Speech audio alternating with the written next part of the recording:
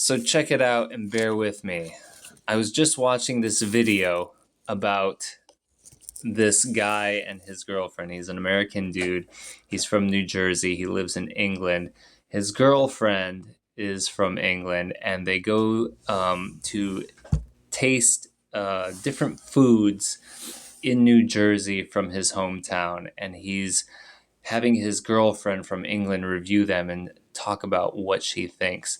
And so they go to Wawa and they are eating a hoagie at Wawa, and she's like, I don't like the bread. And he's like, you don't like the bread? And he's like, there. And so Pret a Manger is a like coffee shop deli place in England.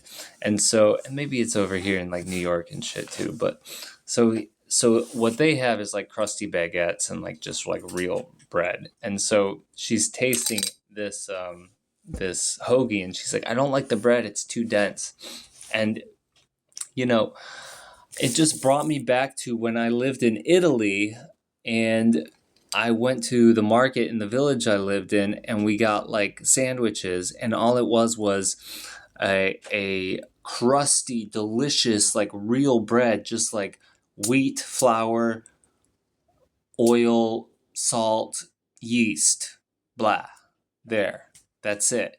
Crusty, delicious, airy. Mm.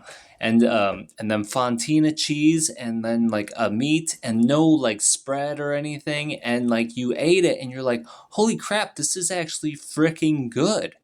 And so this sent me on this like spiral of like, what I was, my whole concept of like American food, and then also like what a lot of people are dealing with right now, like chronic illness, inflammation in the body, like diabetes, like digestive issues, like edema, like how liver issues can lead to our bodies beginning to retain water in different limbs. I mean, that happens with a lot of things, like diabetes. That happens, and like neuropathy and all of that. So check it out. This is like a little diatribe I wrote. And yeah, listen up. Go to any Italian village and order a sandwich at the market. They won't put anything on it except for fontina and one type of meat, or maybe two depending on what you ask for. But the bread, which is crusty and freshly made, is fucking delicious and 10 times better than the dense American white bread that is full of fillers and stuff that does not need to be in there. That's what I think is sad about American food. There's so much additional garbage added into it that is not necessary, and for some reason it's cheaper because I guess it's just added chemical fillers that are byproducts of our industrial processes, which is very true. We do it in everything, though. After the Vietnam War, the Agent Orange they used that was causing birth defects has turned into weed killer. Monsanto and Dow Chemical have taken all the war chemicals that we've created and turned them into agricultural fertilizer and implements that we spray on our crops and toxify our food supply with. And while the Dust Bowl happened from poor rotational farming practices, what's happening with our soil now because of these farm chemical implements that we're putting into the soil is the stripping of mineralization in the soil. And you can like check out Weston A. Price for more information on that, because Weston A. Price Foundation talks all about this. And also, I worked for a farmer, Bob Kennard, who grew food for Chez Panisse out in Berkeley, and he has a thing called Green String Method, which has not been co-opted by the organic standard that the USDA has copyrighted and taken over. So that's a whole different story. But anyways, going further. So while the Dust Bowl happened from poor rotational farming practices, what's happening with our soil now because of these farm chemical implements that we're putting into the soil is the stripping of the mineralization in the soil, which creates bigger vegetables with less nutrients and more water, which is essentially what happens to people's bodies on the American diet. Our bodies start to break down from lack of nutrition, from our poor nutritional food sources, like these waterlogged vegetables, that also contain toxic fertilizer residue, which toxifies our livers and other organ systems over time and causes inflammation in the body and creates edemas and other systemic issues. Yeah, so we talked about that. Essentially, though, this toxification is a physical trauma, right? So it's a physical trauma to our body and essentially mimics what happens when we are emotionally or mentally traumatized as well. Our body reacts the same way because the trauma is a form of toxicity in itself. Trauma is a form of toxicity in itself. Trauma is what happens when you experience something intensely and in a moment that you cannot process fully at the time, where it's not safe to fully process it at the time of its occurrence, and it gets stuck in your body. And also, the definition of toxicity is something that will not leave your body, that your body cannot process. So whatever energetic imprints that gets stuck in your body creates the same toxicity.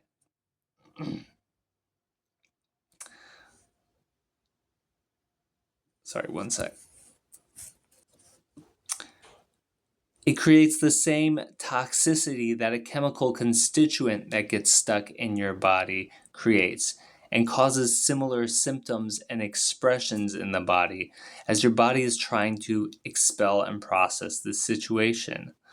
So, for instance, I'll go into it in just a second, but physical ailments, inflammation, like water retention, like because of liver. I'll flesh this out a little bit more. So until we become conscious of these traumas, of what is happening within our body, whether it's from physical inputs like eating poor food, having poor nutrition,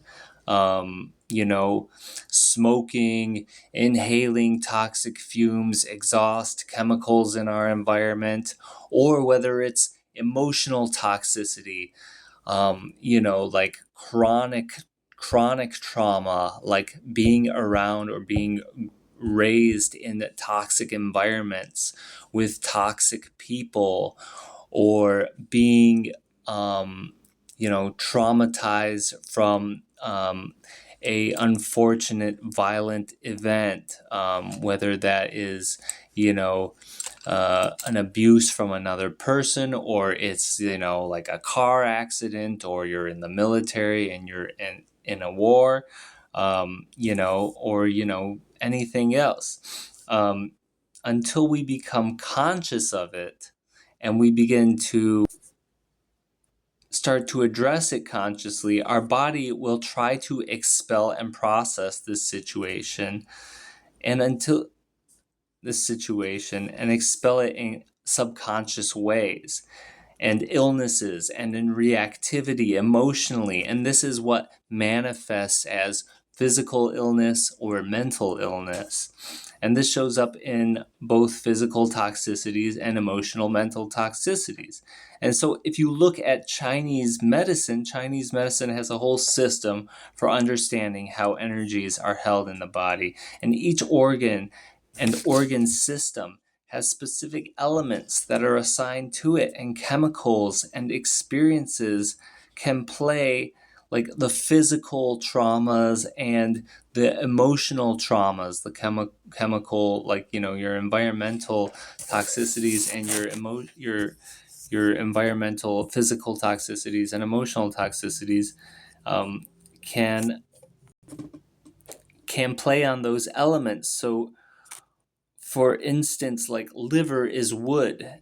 And if you experience a trauma or a violation of your energy that you cannot process and that you hold on to, that can turn into latent anger that is unresolved and lingers in the body, just like a toxic chemical is going to be processed through the liver. And if it's it can over time become latent and irritate the liver and be like fire to the liver, causing inflammation. And that anger that you experience as latent energy, latent anger in the body, that is the fire element, and that fire burns wood.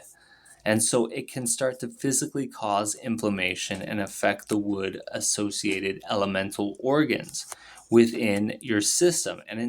So you see what's happening. It affects the liver, and then the liver starts to toxify. And if you're not consciously working with like detoxifying the liver is going to remain, in this state of chronic trauma and inflammation, and it's just going to get worse. And so, just some insight on this: your liver produces bile, and so bile is then concentrated in the gallbladder. And the concentrated bile in the gallbladder is used to break down fats in your digestive tract, and the bile is used to it's used to break down food. Well, when you have a load in the bile, when the bile becomes toxified, it becomes thicker and thicker and thicker, and it turns into gallstones and turns into bile stones. And so then your bile is not moving, it turns into sludge. And if you're not consciously working with that, you're going to get gallbladder problems too. And liver is anger, gallbladder, and this is like Chinese medicine, liver is anger, gallbladder is resentment. So gallbladder is taking the energetic processing power that the liver's anger energy has, and then it's concentrating it, because the liver is a step over and it is like resentment, so it's concentrating it. You see the correlation here. So then you get these gallbladder blocks because the anger is not being processed, right? So there's inflammation in the liver. So the anger is not being processed. So then it concentrates in the liver. You get these gallstones. And then they end up taking out your liver, right? Or then they end up taking out your gallbladder. Well, that can create heart problems. So then your heart, because your resentment is not being processed. Now you don't have the organ to process your resentment. That resentment energy starts to linger in your body, and it starts to cause heart problems because you're not breaking down fats, you're not breaking down heavy energies that you're supposed to be digesting. So then it's beginning to affect your heart, right? So it's all linked. Emotional, physical, it's all linked. And so I'm going to go into the African tradition of the Dagara tribe here. So African traditions like the Dagara tribe, we all have different constitutions. Our bodies have different constitutions. Like Ayurveda, there's Kapha, Pitta, Vata. Chinese medicine, we kind of gone over that. But, there's meridian systems, and, some people it's very complicated. And specifically in the Dagara tribe, we have elements of earth, mineral, water, ether, fire.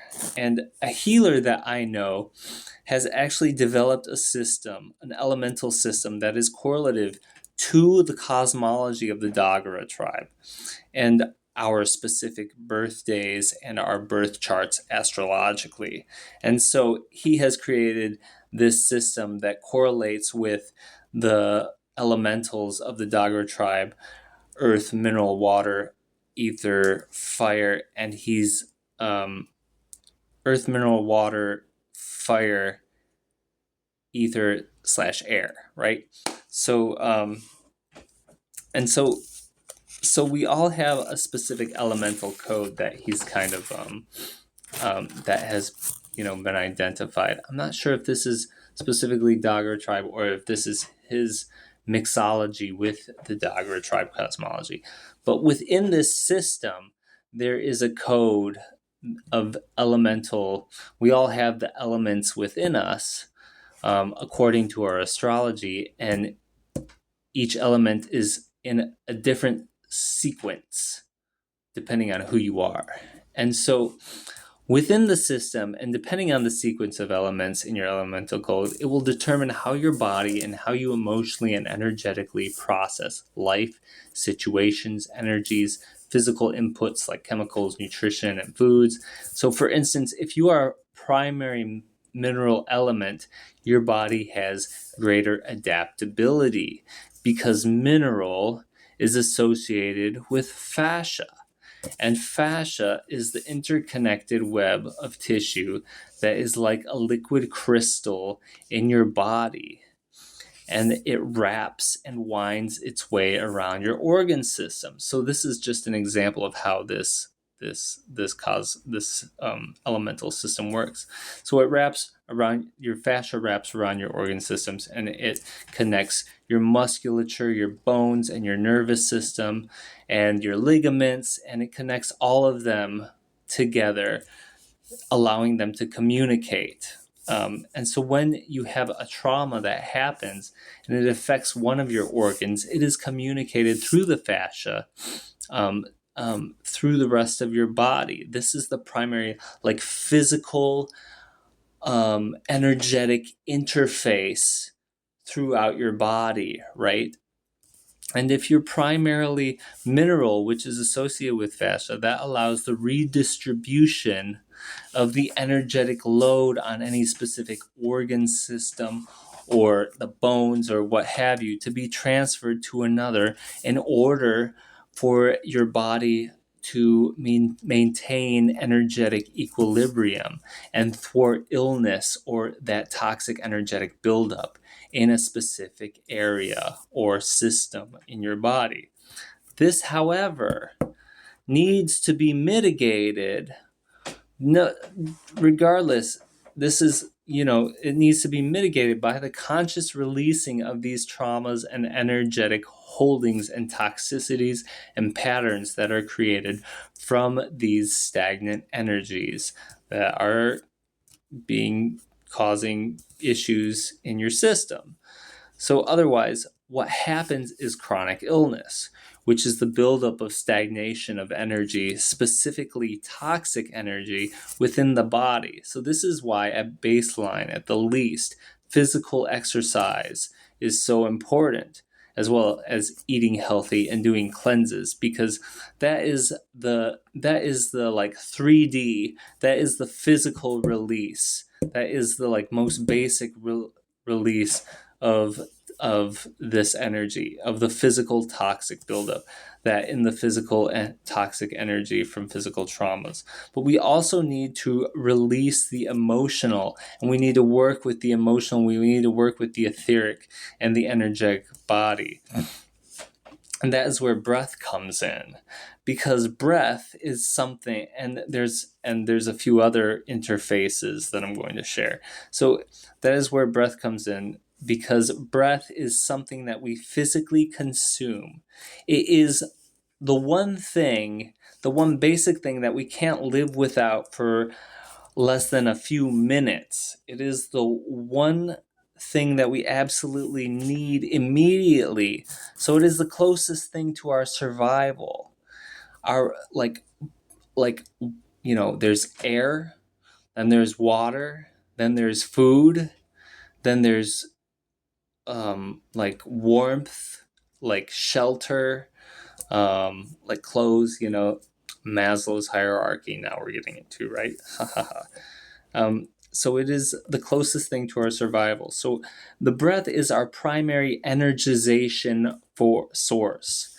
And so the Dagara say that the greatest prayer you can pray, also, this is a second interface, the greatest prayer you can pray is your hands on your body. And so now we're getting into like physical interfaces. So we're getting into the like our nervous system and how our nervous system, the most acute ways our nervous system interacts with our environment. So the Dagara says that the greatest prayer you can pray is your hands on your body. And so this is actually working with your chakratic and your energetic systems overall. Your hands, your opposable thumbs, your hands and your opposable thumbs, they're probably one, and your feet too. Those are the most sensitive sensitive nervous system areas of your body, along with some others I'm going to talk about. And it's they are how you interact with and manipulate the world around you. And our hands are how we connect, feel, and sense with our outer environments. They have the most amount of nerve endings, along with our feet and some other places I'm going to share. Along with our feet, our taste, our mouths, our taste, and our sexual organs. And Kimanami, a sexual coach and retreat leader that I've followed, talks about how we can heal trauma through our sexual energy and the cultivation of that as well. And so these nervous systems, these nervous system and physical interfaces that I'm talking about, that we have our mouths for consuming food, for consuming the physical, and even, our mouths for consuming food, our hands. This is also like our olfactory too, like our noses, that is also, a way we ingest energy. That's why like box flower essences works. That's why aromatherapy is a thing. That's why when you have trauma and you smell something that reminds you of that trauma, it can bring you back into that trauma. So our olfactory, our hearing, when we listen to like really like negative, like low vibrational music or energy, like it can bring down our mood. It can also create like the lower energy creates lower energetic flow in our bodies. Depression. Also, sight, like being able to absorb vitamin D. There's also like, when we see things that are negative in our environment, like that really affects us. That is how another way we absorb trauma. If you're consuming violent content, if you're consuming negative, if you're seeing negative experiences in your outside world, that is another imprint. But we're gonna stick to so we're going to go back to the sexual organs and what Kimanami was saying. So Kimanami, sexual coach, retreat leader, she talks about how our sexual organs and sexuality and sex are another way that we can work with and heal and cultivate healing in our lives. And that that interface is super powerful, because that is where our like potent life force energies come from, through our semen, through our vaginal excretions. These are created, these erogenous places and deeply sensitive physical areas are the bridges between our physical health and our physical environment and our emotional, spiritual, and energetic environments as well. And so when we start to tap into and work in this physical way with our breath, with the food that we eat, with fasting, with sex in a conscious way, with what we see, with what we listen to, there's also sound healing, gong baths, Rife frequencies, Royal Raymond Rife, machines, cymatics, binaural beats, etc., etc. When we start to when we start to work with like hands on our bodies and sequential systems of working with our bodies, like qigong or tai chi, or more advanced practices like Genius Embodied, which is a version of network care chiropractic work. It's like an energetic work. Think of Reiki on steroids on steroids. Genius Embodied, look it up on the internet. It's based out of Asheville, North Carolina. Brian and Chelsea Ray Lum. Or we work with ice cold, like ice baths, cold exposure, or heat exposure, like in sweat lodges. We begin to open up energetic portals in our body that might be clogged, like the energy of those traumas clog our systems. And so when we begin to clear those energetic blockages in our chakras, in our meridian systems, as in Chinese medicine, or in our auric fields, in our energetic fields, through clearing out, being discerning about what we consume in our environments, who we interact with, what we allow in our environments, who we allow in our environments, the energetics of the environment. When we clear out those and we become conscious of our energetic field and our electromagnetic field, this allows for greater clarity and for our elemental and energetic signatures to begin to clearly interact with ourselves and with the outside world. We become more fluid, this energy flows more, and where energy goes and where our attention goes, energy flows, and where energy flows, our attention goes. So it's like a cycle, it's a self-fulfilling cycle. And where we are able to start to let this energy move through our bodies naturally, there's clarity and clearing happens, and the interference from